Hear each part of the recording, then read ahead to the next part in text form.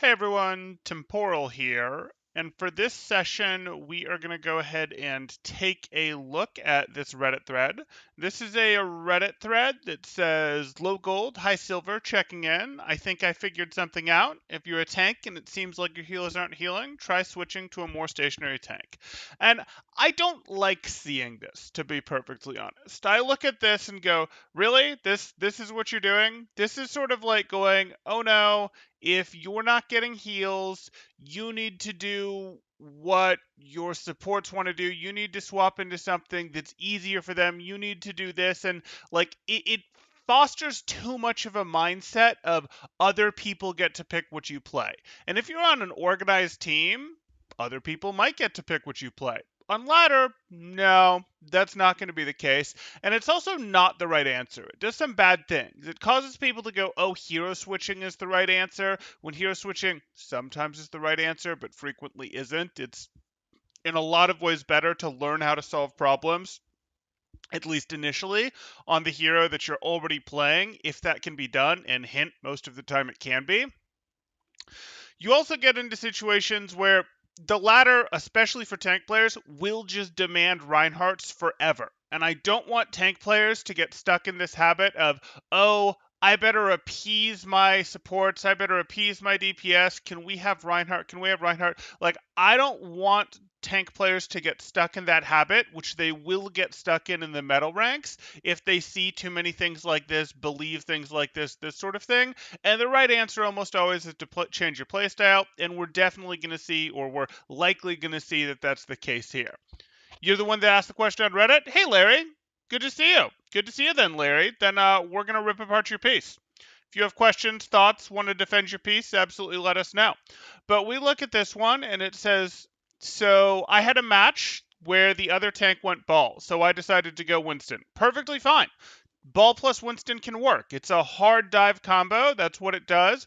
The Winston is going to go in hard. The ball is going to go in hard. You're going to hit a very strong alpha dive, and your team is going to need to clean them up during that alpha dive. That's what this comp is looking to do. It's not looking to poke out an advantage and then go hard like you might see with a Sigma versus ball combination. It's not looking to go, okay, let's repeatedly go in and get out like a ball might do if they were alone, that sort of thing. Again, in softening up a team, it's really looking to go in for a pretty hard, pretty strong dive there with a somewhat minimal poke phase. It can have a poke phase if it wants, but it's not looking to do a lot of in and out type stuff. It's looking mostly to hit a pretty hard dive. If it was doing more in and out stuff, it might want a diva, which can offer a little more peel, a little more protection, that sort of thing. Again, Winston doesn't have a poke phase, and Ball isn't going to be able to peel for Winston in any meaningful way, the way a Zarya bubble or a defense matrix may peel for a Winston. Obviously, Winston isn't super going to peel for Ball either. We'll drop that shield, but Ball doesn't really need peel to nearly the same degree, which is why Ball can be run somewhat independently.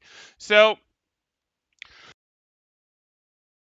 here we look at this and we go, okay, other team was running, or excuse me, other tank was Ball, so you went Winston. You were barely getting any heals. The other tank started complaining in chat. You're Hammond. You're Hammond. You're Hamster. Your hamster that can race around the entire map and get whatever health packs he wants complained about not getting enough heals. That seems like a him problem. When you pick Hammond, the trade-off that you're making is you are accepting that you are going to get much of your healing through health packs, and you get to play a really strong hero, but one of the trade-offs for playing that really strong hero is that you are going to disproportionately give the other team ult charge. Your adaptive shield isn't going to give the other team ult charge, which is great, but your health, when you lose actual health, which will happen, you will trade health for space, you will trade health for pressure opportunities, you will trade health for eliminations and cooldowns and fight wins. All these things will happen, and when you trade that health out, instead of it getting healed back up by your support and giving them support ult charge to make up for the damage ult charge that your opponents got, that ult charge is going to go away to the non-existent plane of nothingness called health packs, because health packs don't give ult charge. So the enemies will do damage to your Hammond, and your Hammond will heal back up through health packs, and the enemies get a support ult charge advantage effectively out of that because your supports didn't get the support charge from healing you, and that is one of the trades that you are making by playing Hammond. You are not expecting significant healing from your team when you are playing Hammond. If you can get a Harmony Orb that's like amazing, but you're not counting on it. If you have like 2, maybe 3 seconds to get healed up after a one fight, sometimes that can happen. You're not going to get fully healed up in those windows because they might have to heal the Diva more or something like that, and you can't give up the time to go take the space. I know the writer of this wasn't playing the Hammond, they were playing the Winston, but when you're playing Wrecking Ball, that is the trade-off, and you just sort of roll your eyes and ignore it if a Wrecking Ball complains that they're not getting heals. Because they're not supposed to. Prisoner's Dilemma again, isn't it? Kinda. Should I start telling people to not play Ryan? Ooh, I like that plan. Okay. It is true that the tank player getting pushed into Rhine every game is a huge factor in tanks getting burned out and quitting the role or the game. I suspect there's truth to that, James. Yes. So, okay. So, other tank was complaining in chat. Well, were you getting heals? Were you getting adequate heals as Winston? Did you need heals? Were you spending your health efficiently? Why did you switch to Reinhardt? What did switching to Reinhardt do for, like, if he's the one who's not getting heals, I'm confused on why you switched to Reinhardt, but whatever. Figuring that he was easier to keep up with. Okay, but I didn't hear anything about your Anna, your Zen, your Moira, whatever it was. I think you just posted in chat what you had, actually. Let me check.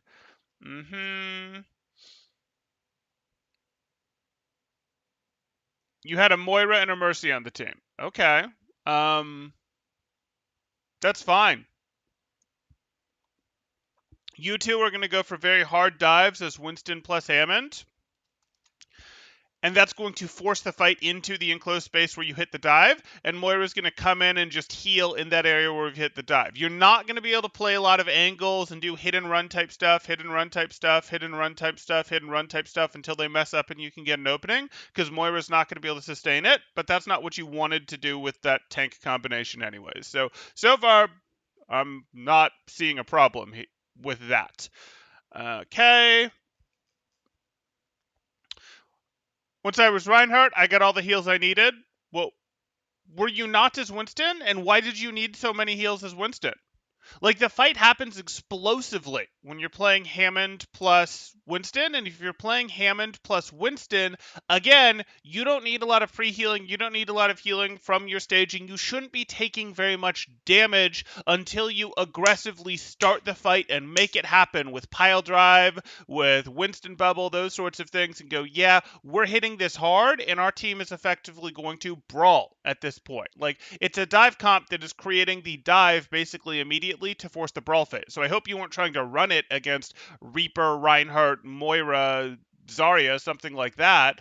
But the concept is you're forcing the brawl, which is what a dive ultimately turns into, very quickly, and it hits pretty hard with a pile drive that hits people, Winston cleave that hits people, and your team running in, that sort of thing. So, like, this is how it works. And you might be going, oh, well, our team didn't run in. I don't care if your team doesn't actually run in, as long as they're running heroes that can contribute, and as long as you're hitting it when your team can contribute. It can be a Hanzo standing back at the choke for all I care, as long as where he's shooting from he can see the other team. Okay. Okay. Once I was Reinhardt, I got all the heals I needed. Again, I'm not hearing where you were struggling with the healing here, and I felt like we were playing as a team.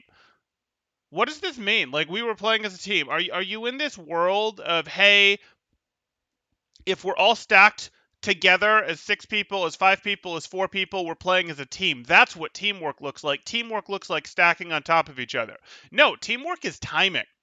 If your Hammond comes in from over here, your Winston jumps in from over here, and your McCree shoots from over here, and your Hanzo shoots from over here, but they're all doing it to the bad guys,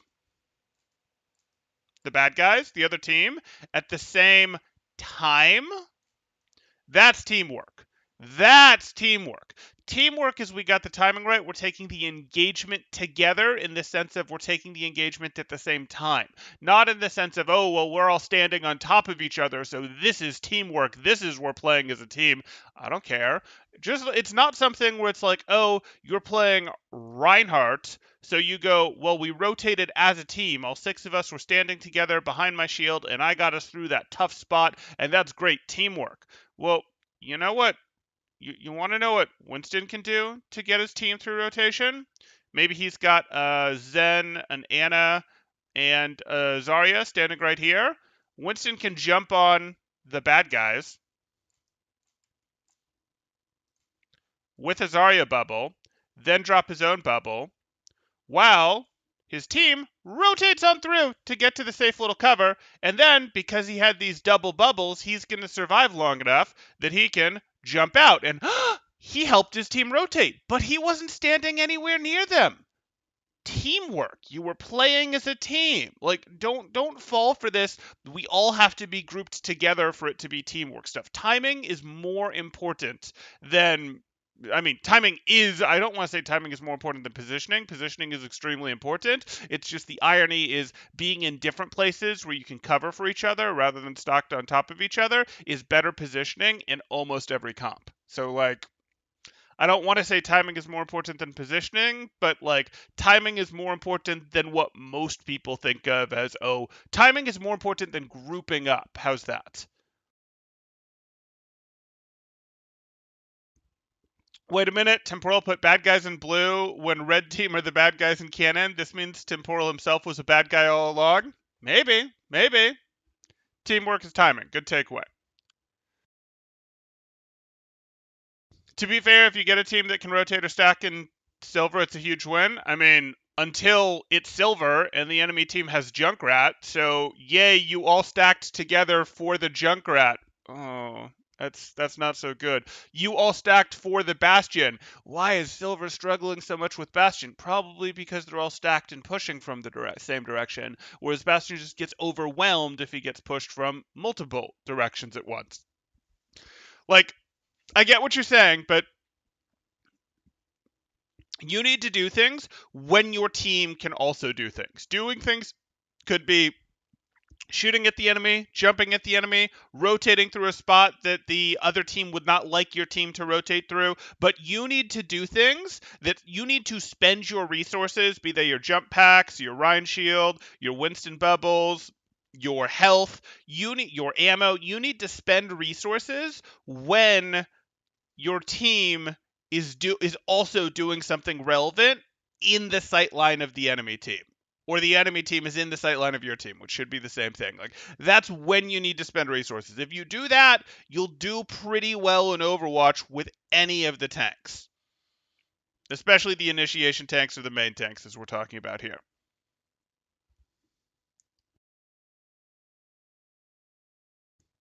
You don't struggle with either of those heroes. Most of the losses come from teammates nonstop trickling 1v whatever when team fights are over.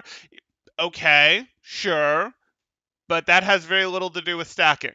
Like, it might look like a team is trickling type thing, but it might look like a team is trickling when they're not, when they're spread out, that sort of thing. It might look like, oh, you're 1v4ing, why are you doing that? Well, they're 1v4ing because there's no reason that Core isn't peeking main and shooting in their Zen orbs right now, that sort of thing, and it should be a 4v4, that sort of thing. So it can sometimes look like trickling when it's not. People get a little too obsessed with, no, we can't start until all six of us are here, all six people are here, and that's not a thing that people want to get. That's not a thing that you want to buy into. That can get people in metal ranks in trouble, in fact, because again, some of those heroes that we talked about issues with, as well as angles, win games. So timing is much more important than stacking here. And what the writer of this did is they abandoned a valid, not my favorite, but a valid win strategy of Winston Ball, hard engage, go win like that. Doesn't really require much healing, but shouldn't have trouble getting healing during that explosive engage, because who's going to be able to get on their Ana? Obviously, if there's a Tracer or something on the other team, of course they can. But then there's less stuff fighting in the front line, and that's also fine for them. Okay. So, okay, once you were Reinhardt, you got all the heals you needed. Again, I'm not convinced you weren't as Winston. Felt like we were playing as a team. I hate this line.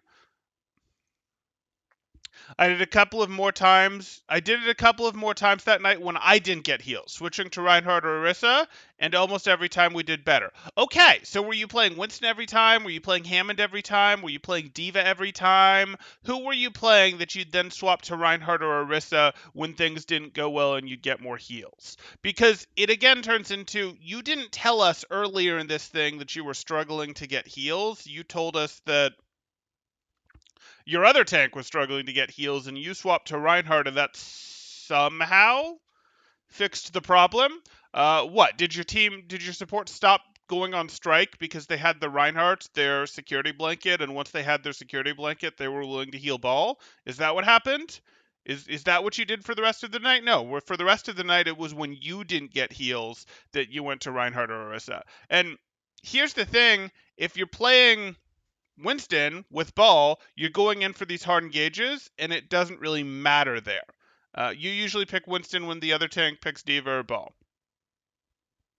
Okay. Um, Picking Winston when the other tank picks Diva totally makes sense to me. Hammond would generally be the more meta pick right now, but that totally makes sense to me. I wouldn't really pick Winston when when your other tank picks Ball. If your other tank picks Ball, you're generally going to be better off playing Sigma. Sigma gives you more ability to poke down the other team, does give you some ability to peel for your team, which allows your team to play slower. If you pick Winston plus Hammond, what you run into is you do have to hit those explosive hard dives, and you don't have much total peel. You don't have much total ability to slow down things for your team to help your team rotate, because hard dive hits are really the only tool in your toolkit. Sigma, if you pick Sigma to go with it, you go, hey, you have this Sigma, you can soften up the other team repeatedly, and if your team hits good, strong dives, you can walk, or in Sigma's case, float in as they do with your backline. But you've also got the ability to go, I'll just keep poking at stuff, and eventually it'll combine with my Sigma's pile drive or whatever, and it'll turn into elimination. Or my Sigma will keep knocking stuff around, and eventually that'll knock it into places where you'll hit it and your Hanzo will hit it, and it'll be eliminated. So, like, it gives you the ability to get two different win conditions. You can win through effectively dive win conditions of you walk in when your Hammond slams and you feel you have enough of a lead, so that's a dive win condition. It also gives you poke win conditions of, hey, eventually you and Hanzo, you and McCree, you and Zen, you and Anna get enough damage. Maybe Hammond helps knock them out into the open where you're able to get the poke. So, like, you're more flexible if you run that sort of win condition.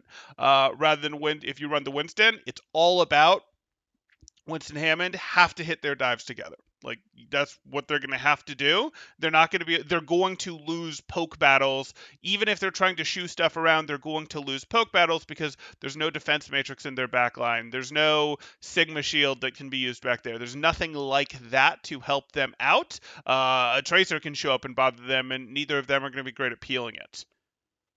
Thoughts about Paul Hogg? Bullhog is fine.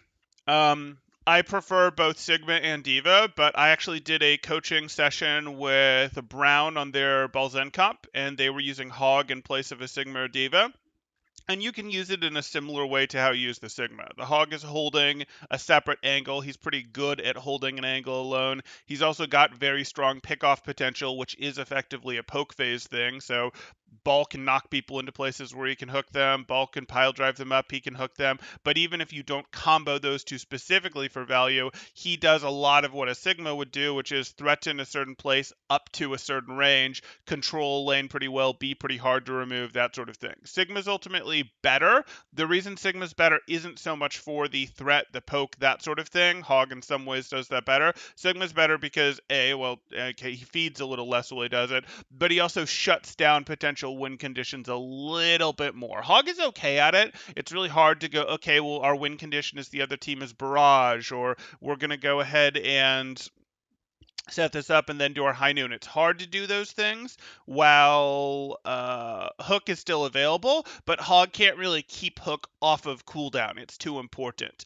Whereas someone like Diva, of course, has Defense Matrix to slow down the opponent getting their win conditions with Blizzard, with Windows, with high noons, with grabs, with Dragon Strikes. You really want to solve Diva, solve Defense Matrix enough, be that running her out of Matrix, forcing her away so that she's not into the position to Matrix, breaking her mech, those sorts of things, sort of allow your team to solve the team fight and win.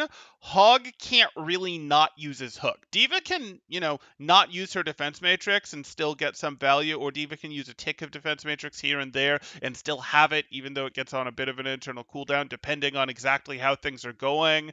Similarly, Sigma can throw that barrier up and block something crucial, or he can throw his shift up and eat a lot of the same thing Diva can, and Sigma gets plenty of value while not using his shift. Sigma's not at all value starved while not using his shift. So I would say both Sigma and Diva do a better job of slowing down your opponent's ability to go, we've set up our win condition, pull the trigger and just win, because to set up their win condition, they need to do something to them. Hog can't really afford to be that anti-fun mechanic of, no, I won't let you set up your win condition until you deal with me, other than his Hook, which his Hook is, very powerful, and if you were diving a Hog team, for example, you'd usually want to get his Hook out first. It is his major cooldown, but the problem is he can't afford to sit on it. He does actually have to throw it when he sees opportunities, and as soon as that opportunity goes out, oh shoot, we're in trouble. But Hog can work. Hog can absolutely work. Hog is not some terrible pick by any means, especially on ladder. On ladder, Hog gets increased value over the other two compared to organized play. Sigma Ball is a really fun comp too, good for building a scrim team around. Yeah. Temporal, do I think with the current balance of the game, Winston requires an Ana?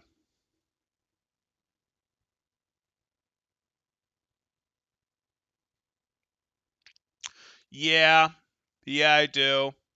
I think with the current balance of the game, Winston does require an Ana if we're being serious. Now, you can absolutely go, no, you're playing Winston even without an Ana, or you're playing Winston with a Zen or something like that, but most of the time you're doing it because you don't have good enough movement control with Hammond. You can't move the way that 4700 Hammond players do, and you're going, hey, it's a little tricky to get around on, say, Gibraltar or Numbani or something like that, so you're playing Winston, who's a little easier to drive with a little less mastery of his movement compared to Hammond. Hammond really rewards you for higher and higher levels of mastery of his movement, but he can be hard to use, hard to have the flexibility, hard to go vertical exactly when and how you need to without.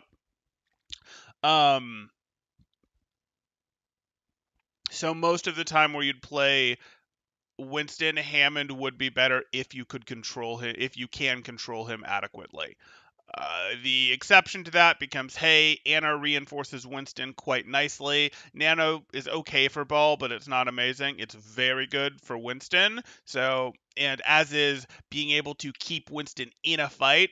Winston, if he's allowed to stay in a fight, gets to keep cleaving people with Tesla. Hammond, after he's spent his abilities, after he's spent his roll through his pile drive, yes, he has his weapon, his pew pew pew pew pew weapons, but they just are not to the level of Winston cleaving people. Winston getting into to stay in a fight longer, either because Nano is helping him sustain and giving him a damage boost, or because he's getting healed by Ana, is more valuable than Wrecking Ball being allowed to stay in a fight longer.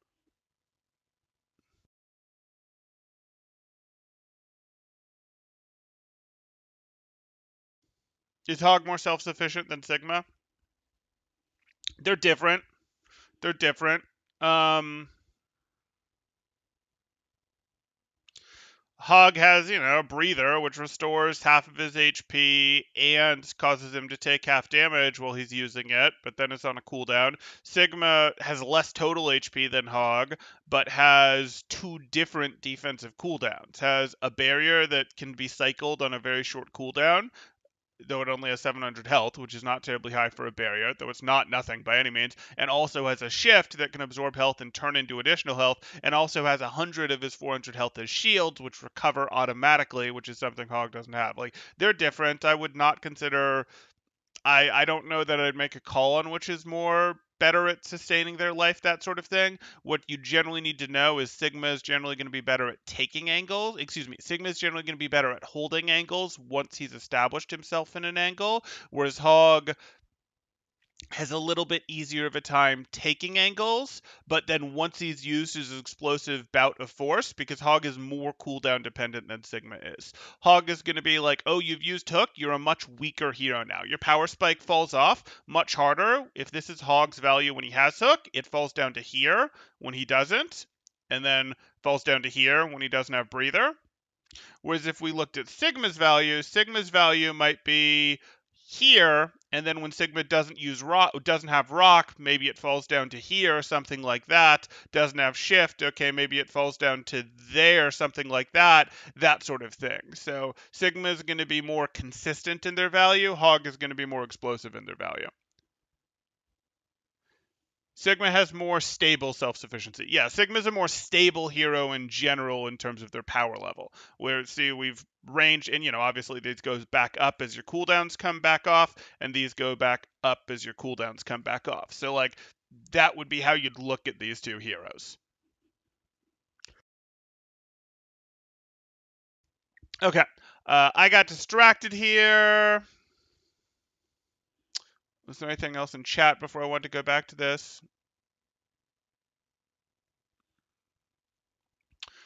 So I usually pick Winston when the other tank picks D.Va or Ball, and we talked about how that's probably not the right answer. The right solution if the other tank goes Ball is to probably go Sigma, D.Va, or even Hog. That gives you guys more win condition flexibility. Or if the other tank goes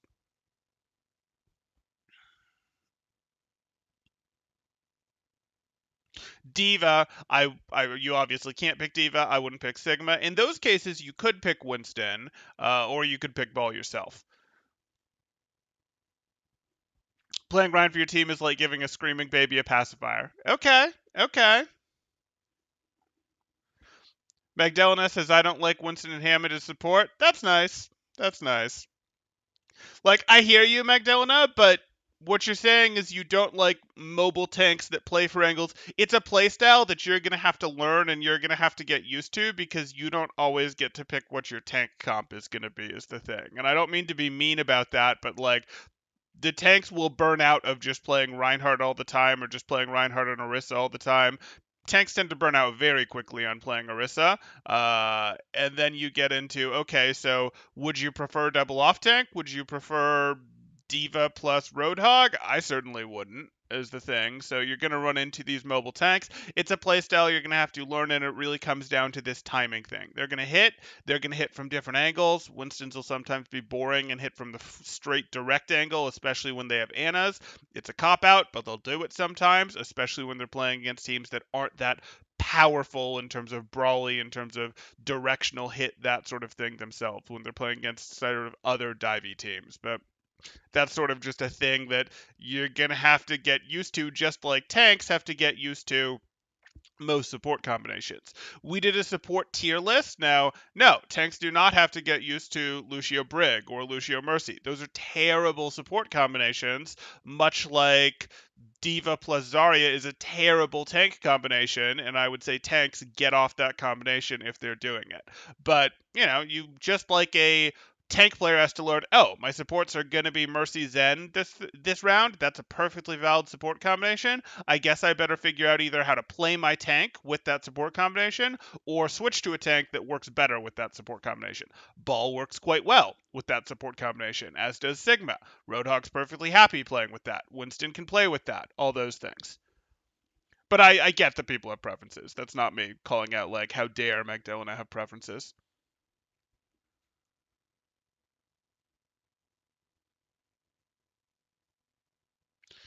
Temporal drank from a mug of healer tears before he said Ballhog was good. uh,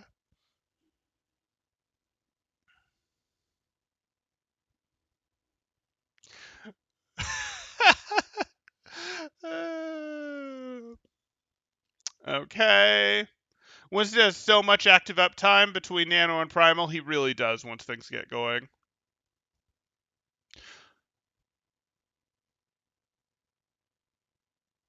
Mm-hmm. Magdalena says, I take everything over Ryan, but with Winston and Hammond, I don't know which one deserves more support. Oh, it's Winston. The answer to that oh, got it, got it. So you meant you don't like Ball plus Winston together. I was reading that as you don't like having either of them. Okay, so Ball plus Winston together basically has to hard dive, and if you guys get that as the tank combination that's out there, the support goes more into the Winston than it goes into the Ball. Ball would love a Harmony Orb. If you're playing Zen plus something, Ball would love the Harmony Orb, but the bigger healer is generally going to focus on Winston, and you guys are going to have to understand that this comp is going to want to hit hard, it's going to want to dive in. When both of them go in at the same time, you probably need to walk in yourself as the supports. That's even more true if your partner support is something like a Brig who actually needs to be in close to get value. But you want to sort of walk your team in. You guys want to go in when they go in because you're going for a big explosive heal. It's also more true if your supports include something like a Moira who's going to need to be in because you do need to now finish this brawl, finish this mid fight now that your Winston has gone in, that sort of thing. How do you play Hyog-Zarya? It was meta for a time. Why? It was meta for a time because people are bad at Overwatch. Okay, so no. The answer in terms of how to play it is your Hog peeks to go get a hook. This is not terribly surprising. Your hog gets a bubble when he goes for the hook. If your hog does not hook someone in, your hog goes back behind cover, and you wait for those two to both cooldown cycle back to their powerful cooldowns again, team bubble and hook, and then you try to do the same thing again. Congratulations, that's how you play the comp. Obviously, there's a little more to it, and they should take angles, but they need to take angles in such a way that Zarya can still protect Hog with projected bubble when Hog reaches for the hook there. And other than that, you're trying to play ranged pickoff heroes in a lot of ways because you're going, hey, we want to do this. If we can play from outside Hog's range, that's going to be good. You can try to play more mobile heroes instead and go, hey, let's get behind this. Let's go too fast. Let's punish them while Hog doesn't have hookup, because you can definitely run over Zarya and Hog when they don't have cooldown. Zarya is a valid dive target. Hog makes teams hard to dive while Hook is available, but Hog can't not use Hook, and hooking some of those dive targets like Tracer can be hard, and if you trade a blink or two blinks for Hook, you're then very happy to go, okay, let's collapse and let's take this team out. So uh, it shouldn't have been meta, but the reality is, hey, as teams come to understand, angles are powerful, cooldown cycles are powerful. It's a very basic pair of cooldowns that are very powerful together and very easy to understand using together. It's probably easier, and it's easier to synchronize, for example, and get value out of Zarya bubble your hog when your hog goes for a hook, and then just wait behind cover if you don't get value, than it is to combine halt and hook, for example. There's a reason the Hog Zarya meta pretty quickly got rolled over in favor of Hog Sigma, Sigma Ball variants near the end of the tournament, who are basically just better if you're good. Right, right. Zen Anna, best combo for Winston Ball? No, no. I'd probably still say I'd probably run Anna Brig with that if I was doing it my ideal way, because again, I still accept that Anna has meaningful weaknesses. Your backline is going to be like double flex support right now is not the answer. Maybe in Overwatch 2, but it's not solidly the answer. It becomes too vulnerable to other compositions, be they brawl, be they dive, more often dive. So you're generally going to want that. You're going to want the peel aspect that you get from having a main support. You're going to want what a main support does to your comp. Brig is a good one in this case. Brig will be perfectly happy to walk in while you're Ball and Winston go in hard for the dive there. That's perfectly fine. Anna is going to be able to support the Winston quite nicely, can heal up the Ball in a pinch, and Brig can support the Ball with the occasional repair pack that more likely will throw them to Doomfist, Tracer, whoever you've got.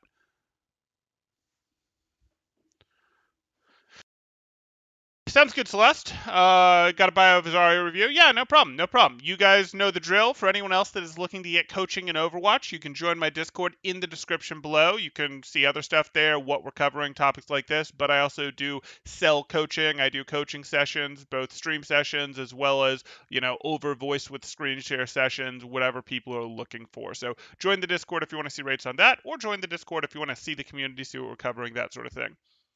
Okay. Valid, you forgot people play Brig, because in my elo, she's more useless than a bot in 90% of games. Okay, okay.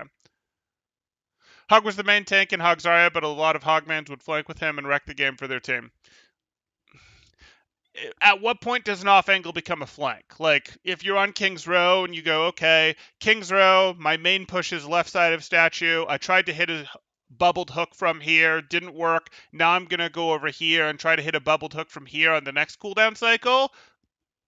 I, I don't really care that much, you know what I'm saying? Or maybe I'm gonna walk through hotel and go try to hit my bubbled hook from here and then retreat back and be able to join my team. Like, I don't really care that much if you do that. Just like Hammond is usually your main tank, and if you have a situation where your Hammond has gone around circled the high ground up here and then drops down and pressures or just shoots from up here to turn a team around, I don't really care that Hammond isn't there to protect my team. We're sort of back to this like stacking. Stacking is working together in teamwork, and that's how you play as a group. And it's like, no, it's not. Timing is how you play as your group. Your Hammond that is distracting a McCree and an Anna by shooting from back here, saving his cooldowns, but shooting from back here to turn them around so that your team with their Zarya has an easier time going, okay, let's rotate our Zarya Anna through up to here, get them, through the choke up to statue.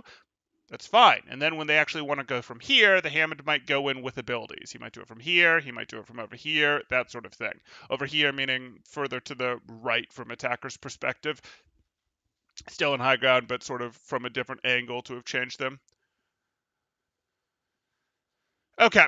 Okay, let's see how the community did on responding to this one, because I think I've given my thoughts here, which is tanks tanks shouldn't feel like they have to switch to Reinhardt or Orisa just because their team is asking for it, we'll effectively say. There also shouldn't be not getting healing, better go a more stable tank. If your supports aren't getting value, like they're just getting rolled, they're not hitting offensive shots, they're not healing you, they're just constantly being beat up on and eliminated by flankers, yes, something on your team needs to change so that they're getting value. But I don't particularly care if my Anna is getting value healing my Hammond, or if my Anna is getting value, never letting the opposing Pharaoh lift her feet off the ground. Like, both of those are value, and hey, that's fine with me. And you will find games where Annas do more damage than healing, and they're not throwing. Like, they're not throwing by doing so. They just have a setup that's, they're putting more pressure on the enemy team like that. Now, I'm not saying fully go always DPS Anna, but, I talked about an example where they had a Hammond who can be self-sufficient, can go get health packs, that sort of thing. So, when you're looking at, where was I going with this? So we covered shouldn't feel the need to always play Reinhardt or Orisa for the team, but what we also want to cover is understand how you're supposed to engage. You shouldn't feel like you need a ton of heals if you're playing Hammond. If you're playing Winston, you can play Winston in a sneaky guerrilla type style where you circle around, you use health packs sort of like a budget Hammond. You can also play Winston in a I'm going to go in hard, I've got my Zarya bubble, I've got my Anna heals, that sort of thing, but if you're not getting those Anna heals, you might adjust to sneaky Winston style. And if there's no Zarya bubble, you might adjust to sneaky Winston style. Like, you can adjust your play style. Or you might go, let me go take space, deny the opposing soldier from standing here, and then leap back onto my own Anna when Genji comes in, because really what I was doing is I was not letting them get poke value by denying the high ground that we would have been poked from, so we're better in the poke phase, which forces them to dive, which I then counter dive and take out the Genji that went in because they were going to lose if the Genji didn't dive because the soldier wasn't getting value. Just using that as an example. Like, adjust your playstyle, but also accept if you're playing the dive tanks, you generally shouldn't need that much healing. You could need a bunch of healing if you're playing Winston really as like a main tank hard with Zarya, that sort of thing. But in those situations, then you need to understand, well, am I playing out of my support sightline? What is going on here? Is my support getting hard dove when I dive? Well, that's still okay if I'm getting my Zarya bubble and using my bubble to protect myself. And if it's not, if my Anna's getting crushed and I'm getting crushed, well, what's going on here? That shouldn't really be happening because one or two people must be back there to be crushing my Anna, and that means there's less people shooting me. So am I taking too much damage before the fight starts? That sort of thing. The answer is yes. Am I diving in from a predictable direction and taking damage as I dive in and now I'm too far behind? The answer is yes, you are. Hey, White Tiger, how you doing? Okay, I want to see though. So that was sort of my thoughts on this, but I want to see how people reacted because this got 250 upvotes, and that makes me a little sad because it's sort of the like push tanks to play Reinhardt, Orisa, shield tanks, that sort of thing, and you don't want to burn out your tanks. You don't. Okay. So if backline Brig doesn't work in Masters but does in GM, should I frontline in Masters? I don't know that I'd say that. So generally when I'm teaching Brig, the first concepts that you teach people, I'm all over the place today, but that's fine. The first concepts that you teach people is how to get the repair packet value, how to bodyguard for their chosen target, which will usually be a Zen or an Anna. Then from there you work in, so like if they get their repair packs right, and they're properly bodyguarding and paying attention to and not letting anyone seriously bother their target, that's an excellent step one, and that'll get you, oh, I don't know, let's say 50% of Briggs value. Fantastic. Fantastic. Maybe that'll even get you 60% of Briggs value. Then the next thing that you've got to get is you've got to get your inspires down. And to do that, it's going to be, and this bodyguarding includes like, whip shot out the Winston, bash the diva, duel the tracer, all that stuff. Then from there, you get maybe another 10% of your value, and this is the next thing I have Briggs work on, from hitting your whip shots to sustain, trying to increase your inspire uptime, going, hey, let me find situations where I don't need to have my whip shot this instant available to protect us from, say, a Winston dive, something like that. So I'm going to go fishing for whip shots, and I want to do it with a high accuracy percent. I want to not get eliminated while doing so because whip shot forces Briggs' shield down when she uses it, but you're hitting these whip shots to have inspire uptime, so you do more total healing, so you get your tanks some more healing than you normally would, so you have inspire rolling potentially on your Zen, on your Anna, so they have even more healing on them, which makes a Tracer or a Winston just go, how am I supposed to take this down? They have inspire healing pre-rolling,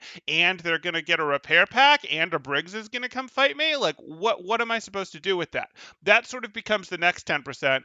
And then the last 30% really comes from understanding you have to participate in the brawl or in the cleanup once your team is actually at the point where they are expected to win it, can win it once you actually have the resource lead. You do not go participate in the brawl in the trading phase and the poke phase and that sort of thing. You participate in the brawl once the dive has effectively happened, or once your team has effectively rotated on a poke team, or once you actually have enough of a lead that your team, including you, can win the brawl phase, you participate in the brawl. But if you participate in the brawl early, you try to go, let me go swing at stuff, let me go do stuff like this, you just get taken out, and that's a very easy mistake to make, which is why I have most players focus on this 70% of Briggs gameplay first.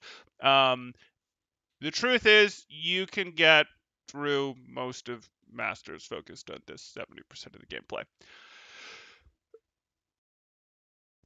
This percentage of her gameplay absolutely matters, and it makes a difference, and it's something that it took a while for Zen Ball teams, for example, to really get right to the degree that they should have. It's something it's why you will potentially see high GMs playing Brig differently than you might see me or see other people teaching a Plat Brig how to play. It's not that the Plat Brig is being taught how to play wrong, it's the focus is heavily being put on this stuff.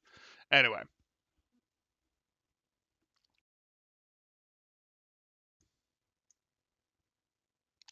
Support players can do no wrong. Begging for Rectangle Man is more than a hero, it's a lifestyle. Okay, Kessel.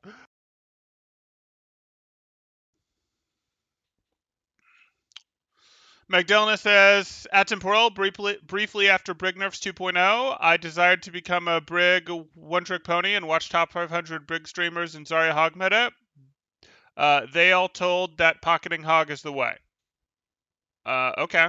I mean, that was a weird meta, and ultimately what's going on there is the tanks were highly relevant in that meta. Throwing 3 repair packs at Hog is wrong. It is. And yet, if Bubbled Hog is the hero that's going to get value in the comp, let's throw more resources at it. Like, it's wrong, but if your DPS aren't going to be getting a ton of value, your Hog's going to be getting the opening pick 80% of the time. I can see the interest in channeling and focusing on him, especially when you don't want to be going for whip shots and such a ton yourself when the other team's Hog has hook. So you put even more emphasis on what do you do with your repair packs, that sort of thing. No, I will not be putting my coaching prices in the description, Zeta, because my coaching prices change over time, and I don't want to have to go update hundreds of videos. My coaching prices are in the Discord, where I can update them, and they're in one central place.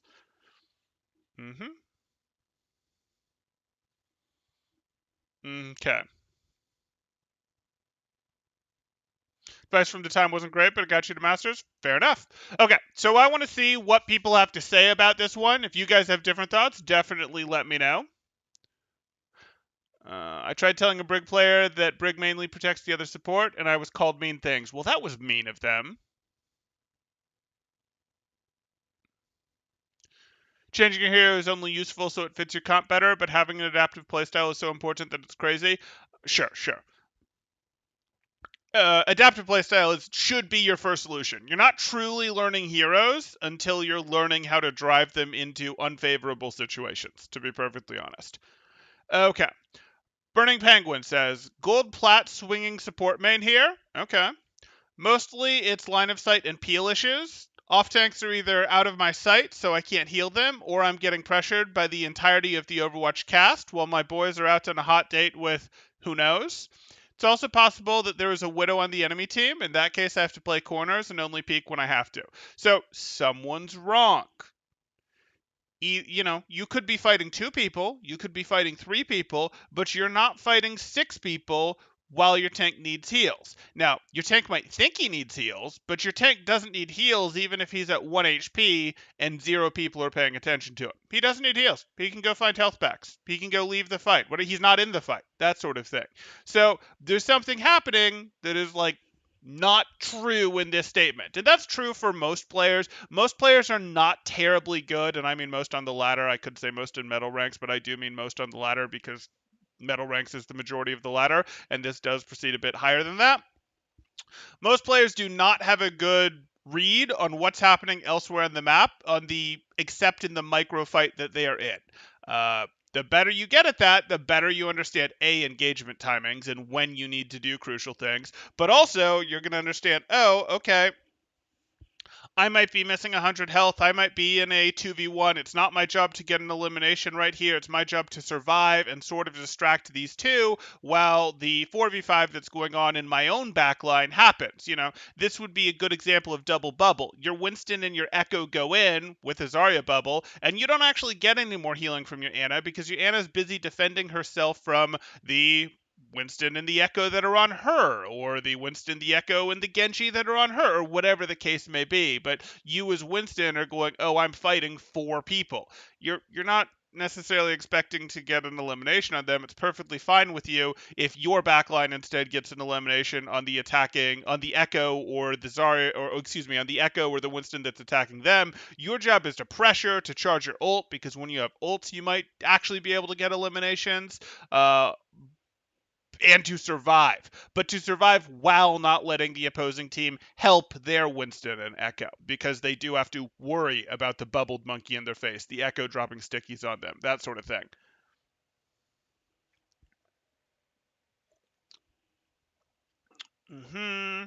So again, one of them is wrong in this situation if the support is saying the entirety of the Overwatch cast is on them and their tank needs heals. Again, your tank by definition doesn't need heals if 6 people are on you. Okay. Regarding Hammond, he is fast enough to play around health packs, so I usually don't bother healing him. That's fine. Unless you need ult charge and have a quiet moment. Right. Important thing as an off tank is cooldown and health management. You have to have some rough plan before you jump in. You don't even have to jump in. You can jump in if you're getting a Zarya bubble, repair packs, Ana pocketing, that sort of thing. But like you can just sneaky in.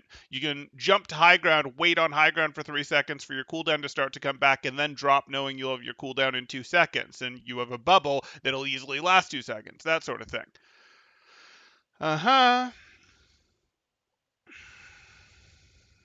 And you need to get out no matter if your plan succeeded or not, sure.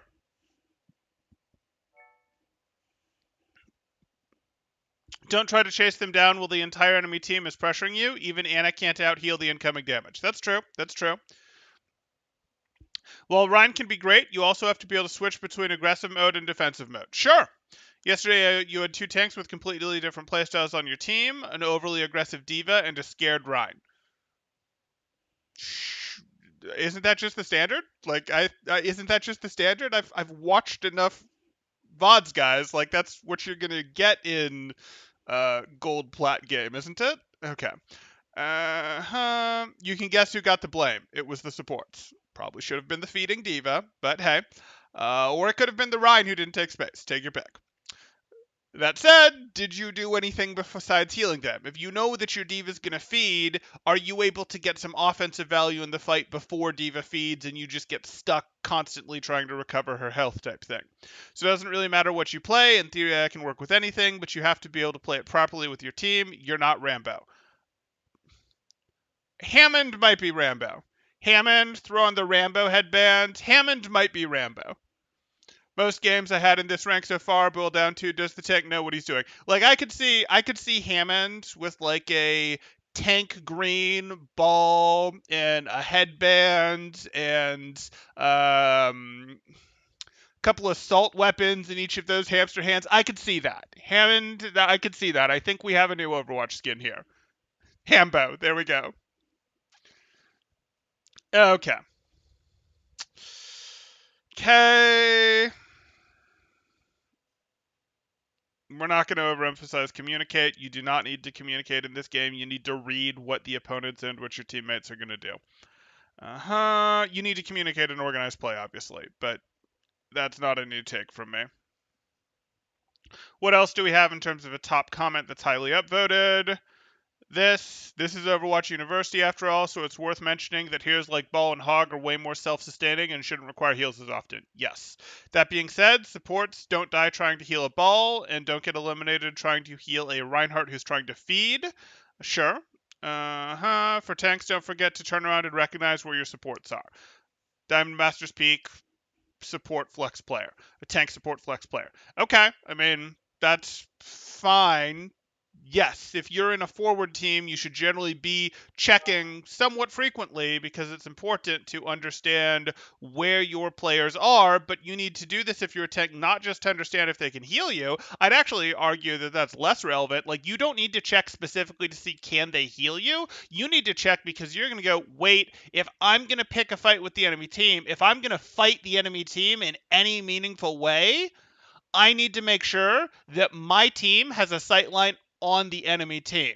And if they have a sightline on the enemy team, it's very likely that they have a sightline on you. And if they don't, it's you probably don't need as much healing because they're distracted shooting in 3 different directions, that sort of thing. So it's really less about, oh, let me check specifically to make sure I have a sightline with my heals, unless you're between fights trying to get healed.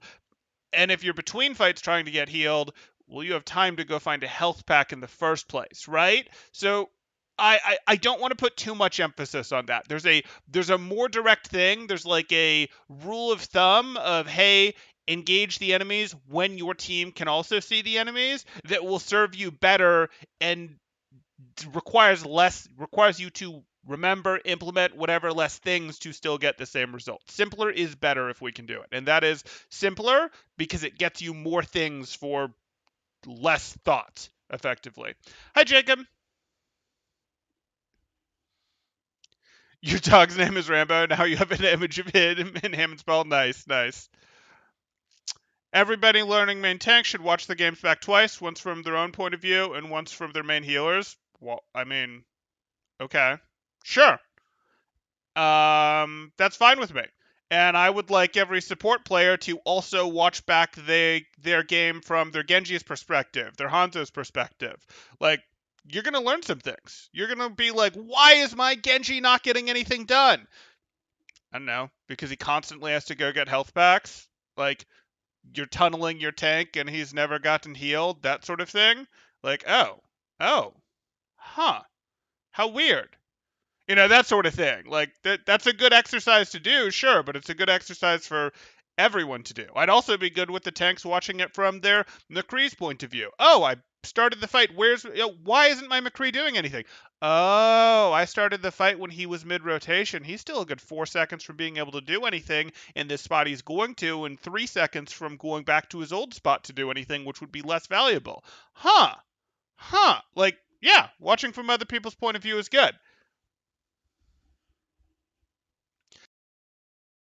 If I lost, sometimes I watch enemy supports to see what they've done differently. Sure. Definitely a good plan. And that's a good thing. If you're losing, especially if you're playing near your peak and you're losing a game, go see what your mirror is doing and you might get inspired, especially if you're not someone who's watching a bunch of streamers, you might get inspired by, I hadn't even thought to do that, where they're going to do things a little differently than you because their total collection of skills that has them at this is different than your total collection of skills that has you at the same rank. And especially if they're stable at this rank and you're near your peak or whatever, oh, wait, this could be interesting to watch, and they're not going to be so much mechanically better than you than say ML7 is, that it's just like, okay, well, I can't even tell what's going on. He's just deleting the opponent by playing super aggressive, and you don't have the mechanics to back that aggression, that sort of thing.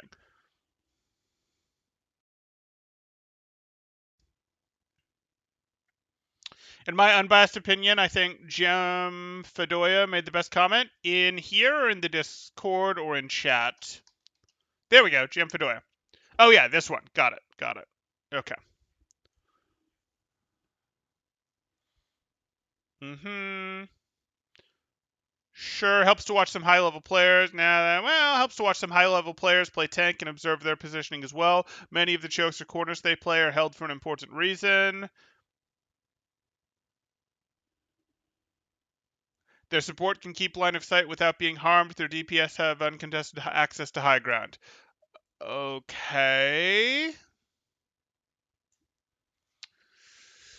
I mean, sort of. Like, this is really sort of denying what space is. Like, that's sort of why they're doing it, but they're sort of doing it to contain the opponents. They're sort of doing it because it's a place where they're safe. Like, you could look at it like that, but I wouldn't go heavy into that thought process. Okay. Mm-hmm. I figured Jam Fedora was you, James. Okay. Gaps9 says if you are a ball, you shouldn't be playing around healers. You should be playing around health packs. If you're a Winston or Diva, you need to make sure you are returning to where your healers can heal you. Sure, if you're choosing to get healed up by healers, you're going to have to return to where they can heal you. But that's generally what Winston does. If Winston is playing a sneaky style, pretend ball style, he's going to sneak in through a path, whatever, zap the enemy team, drop his bubble, fight them a little, and then jump out towards his team to get healed up. Like, that's what he's going to do. If he's playing with a ball, he's going to go for hard dives. If he's playing with a Zarya, he's going to go for hard dives, that sort of thing. And then, he can still be diving from a different angle than his team, or he can be walking in from a different angle than his team. But then, yes, he should ultimately take a more shallow angle where Anna is going to have a sightline on him, that sort of thing. So instead of becoming like a hard flank, it becomes a 45 degree, 30 degree, 90 degree off angle engage where you're still healable by your Ana. It's not blocked by barriers, that sort of thing. Okay. Okay, nothing else with too high upvotes here, so I think that's fine. Let me catch up one more time on what you guys had for chat. If you don't enjoy the preferred heroes or play all of them equally, odds are you aren't specializing much, which is fine, but handicaps growth to a degree, sure. But everyone will just do what works for them, sure. And that was in response to Shade, who said, I personally play all of the main tanks pretty equally, can't specialize as map is usually determines what I play. Map can do, well, it says a tank player, you sort of look at what does the map geometry encourage, what does the enemy team's composition or play require, and what does your team's play require. In organized play, you go very heavily on these two. In unorganized play, you go a little more heavily on these two. I suppose I could do these. So you go map, team sin, enemy, value against them. And what you'd look at here would be map geometry is always going to matter. It's important. And then when you're doing organized play, team synergy is what you go for because team synergy, hey, you can count on the Reaper being answered if you're Winston by your Soldier, by your Pharah, by your McCree. Your team comp is going to have either some poke aspect that can handle it and will handle the Reaper, or your plan is, hey, we're going to go in, we're just going to mow them over with like a Talon dive, a 6-man, and Diva understands that she needs to answer the Reaper while you get massive cleave value, that sort of thing. That's not something you can count on ladder. You can't just trust that your team is going to solve issues for you. They won't realize you're having the issue. They'll expect you to swap if you're having the issue, and that's correct. You're going to. So in those situations, you would more go, oh, you're not getting value as Winston? Okay, time you're and Reaper's just not being solved well enough, then I don't care that it breaks my team comp. I'm going to get off of the main tank, Winston, for my team, and I'm going to play Sigma to put more pressure on the Reaper, Hog to potentially have a way to battle the Reaper. Yes, Reaper handles Hog quite well, Reaper handles all tanks quite well, but something to go, okay, how can you get value? Can you stay on Winston and Reaper? You absolutely can, but if you're not getting enough value to solve the fights, you potentially are going to have to make adjustments because that's how you win in ladder. Obviously, you can play Winston into Reaper. Again, I am not saying that you can't, but you care a little bit less about your team synergy on ladder than you do about, okay, how are you still getting value? And if you stopped getting value because the enemy team went Reaper plus Roadhog, and plus McCree, and now your Winston just can't do anything anymore. Okay, maybe now you are going to swap into, okay, I guess we're playing Roadhog plus Sigma now, and we're poking this team down because you just can't get in there. And if you go in there and force out cooldowns and survive or whatever, pretending you're on Hammond there, or you turn them around and constantly make them think about you behind them, that's frequently not going to be enough value to win, especially if you are one of the higher SR players in the lobby, and the lobby is balanced around you getting more value because of how your team's SRs went. Meant more like I don't want to play Rhine on Gibraltar. Sure. Occasionally you hear a main tank say we need 2 main healers. That's like an Uber driver saying you should probably get the bus. I hear you. I hear you.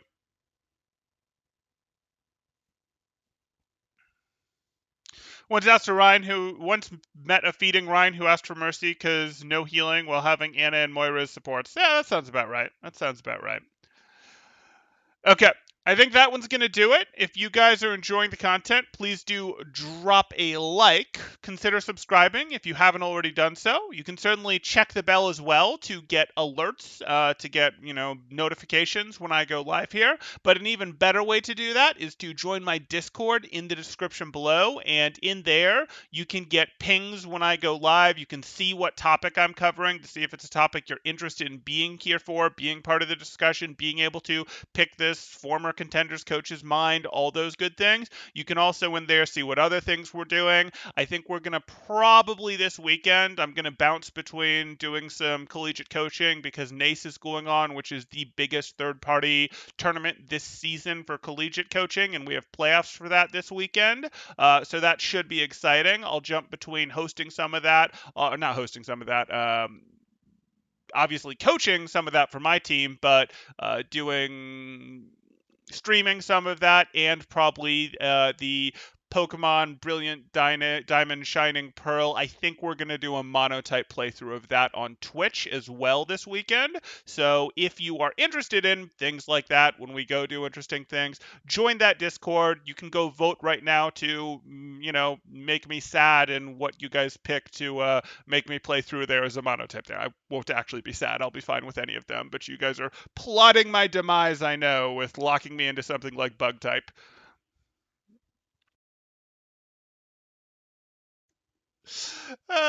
Anything final to catch up on here? Best Pokemon type normal? Go vote for it, James. Go vote for it.